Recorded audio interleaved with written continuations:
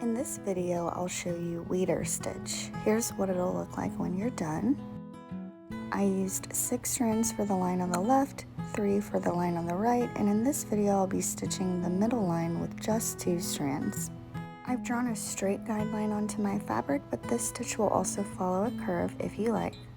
You'll start by making 2 straight stitches in the shape of a V at the top of your line of stitching.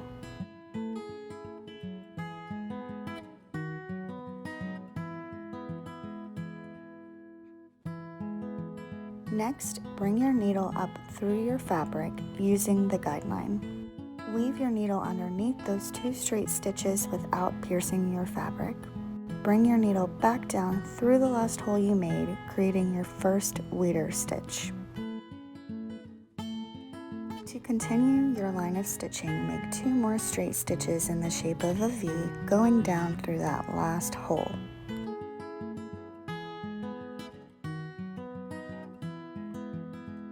Bring your needle back up through your fabric.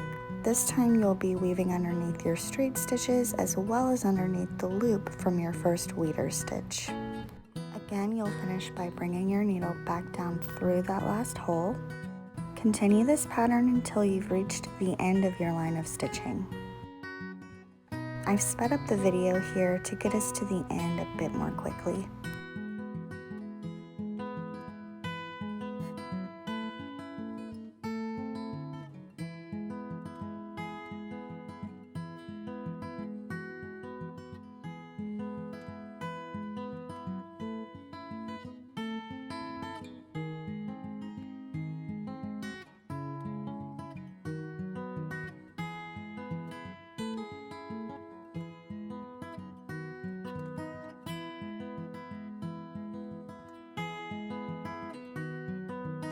To finish, you'll stitch one last pair of straight stitches.